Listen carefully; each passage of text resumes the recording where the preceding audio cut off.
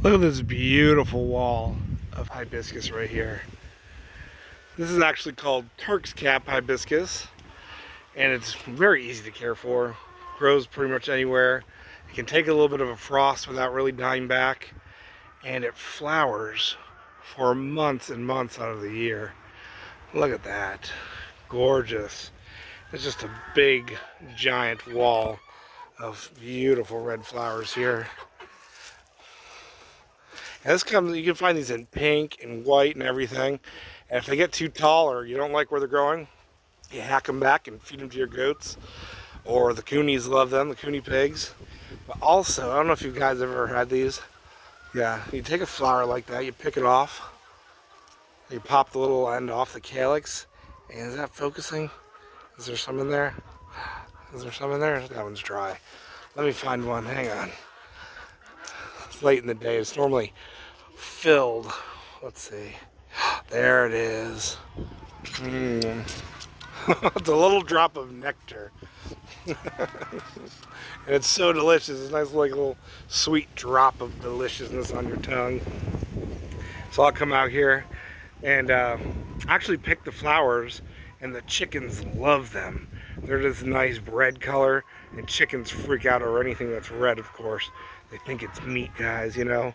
Chickens are like, oh, it's red, it's meat. And they go in the full freaking T-Rex mode on these things, right? The chickens are agreeing.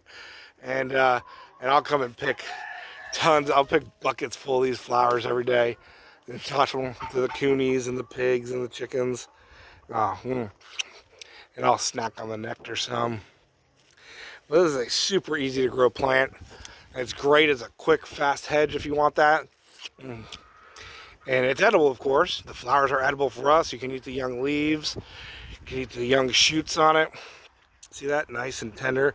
Break that off. You put it in salad or stir fry it up. Delicious. The same for the flowers. Take the flowers. You can put them in your salads. Or what you do is you make some simple syrup.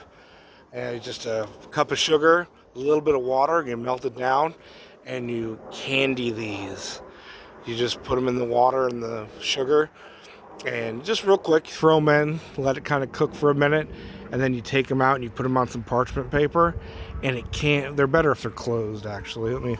Like this one right here.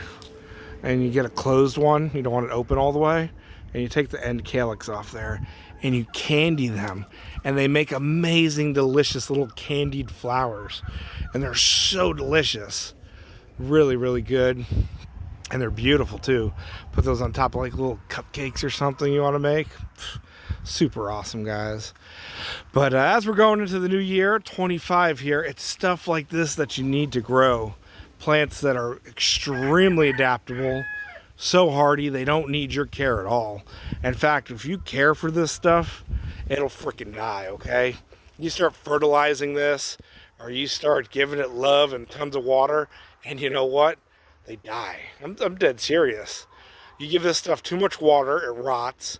You give this stuff any fertilizer, and it grows into like a giant, ugly thing that's falling everywhere, and the leaves get all nasty because it's too much nitrogen or too much of this. But if you just leave it alone, and you just cut it back, hack it back when you need to, feed it to your animals, you eat it, enjoy it for the looks, the screen, whatever it may be. There's so many uses, and the stuff thrives.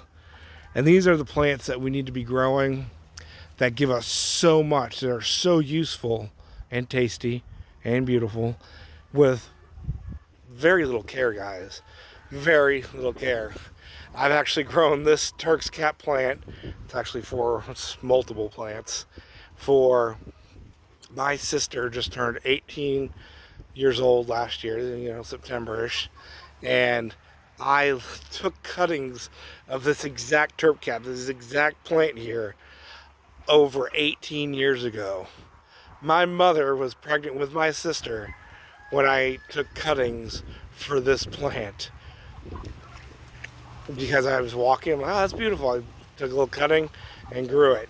And it's the same exact plant. Craziness. So this exact little Turks cap here I've had for 19 years, 18, 19 years. Craziness. Yeah, absolutely insane, really. And again, it's so useful, guys. If you want to recap, you can eat the leaves, you can eat the flowers, candy the flowers, just put them in salads, stir fry up the leaves, feed the leaves to your chickens, feed the flowers to your birds and your livestock. They love them. They think they get a treat, especially a little nectar drop at the end of the flowers to suck on. Just an amazing plant, guys. And again, this is what we have to be growing and things we have to propagate and to find moving into the future and into the new growing season. I'm not saying get rid of your delicious little cucumbers that are your actual cucumbers, because I just made another video about the perennial cucumber that's indoor.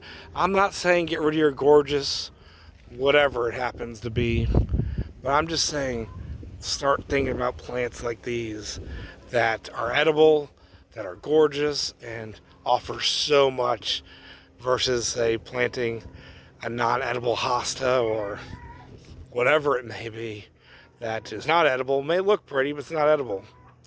You know, edible things are gorgeous, guys. And stuff like this, unless you grow it, you can't get it yourself.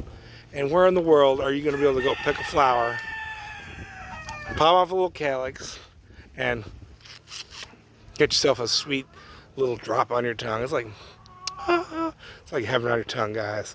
Can't beat that. So see you guys later. Grow food and grow some Turks cap hibiscus. Yes, all hibiscus are technically edible if you know you got a hibiscus, but they're not all hardy and not all very vigorous, and not all, not all of them are the same. This Turks cap, I'm not 100% sure what the proper name is for it, but it's very rugged and does not need much of anything to grow and to produce tons of beautiful flowers. So, grow this hibiscus, right? Or grow some pretty ones, if they're good type. I don't grow many hibiscus, just mostly this, because a lot of the fancier hibiscus, they do need love. They don't like being left alone, or they can't survive being hacked back to the ground and being fed to cows and goats. This can. So, there you go, right? Super awesome. It's super easy to grow. You can take a cutting of this and split the base, stick it in some water. They normally root, or you can just stick it in some peat moss, and these things root super easy and extremely vigorous. I can cut this back 4, 5, 6, 7 times a year, feeding it to the animals, and every time I cut it back, it comes back into flowers. So win-win, right? There you go. And just beautiful. You sand back some, and you just get a wall of red. And I've been picking these. I pick these pretty much every day and feed them to the chickens. They love their little red flower treats. So if I didn't pick these, this thing would have even more flowers on it. Crazy.